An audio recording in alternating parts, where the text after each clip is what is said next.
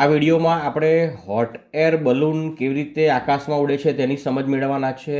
Hot air બલૂનનો study કરીએ તેમાં મુખ્ય 3 ભાગો છે. જુઓ, આ પેપર છે, આ ભાગમાં ઉપરના ભાગમાં નીચે આ રીતે લોખંડના તારની રિંગ છે અને નીચે મીણ છે. જુઓ, તમે મીણને અહીં જોઈ શકો છો.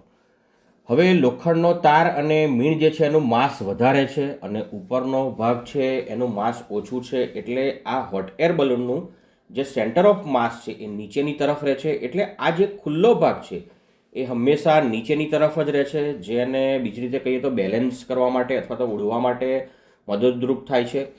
હવે આપણે મીણને જે છે એને આપણે સળગાવીએ છીએ એટલે અંદરની હવા ગરમ થશે. અંદરની હવા ગરમ થતાં એની ઘનતા ઘટશે, એટલે કે એ બહારની હવા કરતાં એની ઘનતા ઘટતાં એ લાઇટ બનશે અથવા તો હલકી બનશે. અને જેના કારણે હવે એ અંદરની હવા જે છે એ હોટ એર બલૂન જે છે એને ઉપર લઈ જવામાં મદદરૂપ થાય છે. જો અંદરની હવા ગરમ થઈ રહી છે એટલે કે એ લાઇટ બની રહી છે, એની ઘનતા ઘટી રહી છે, કેમ કે હવાનું સતત વિસ્તરણ થશે. અને આપણને ખબર છે કે ગરમ હવા જે છે કઈ તરફ જવાની કોશિશ કરશે? ઉપરની તરફ જવાની કોશિશ કરશે.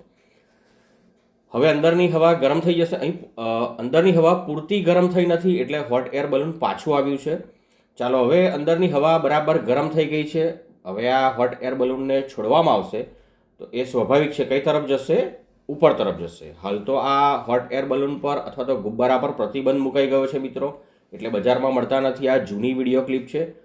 અને હવે તમે જોઈ શકો છો કે આ જે હોટ એર બલૂન જે છે એ હવે ઉપરની તરફ જવાનું છે. જો, ઉપર ઉડવા માટે તૈયાર થઈ ગયું છે, કેમ કે અંદરની હવાની ઘનતા ઘણી ઘટી ગઈ છે અને હવે એ આકાશમાં ઉડવા માંડ્યું છે.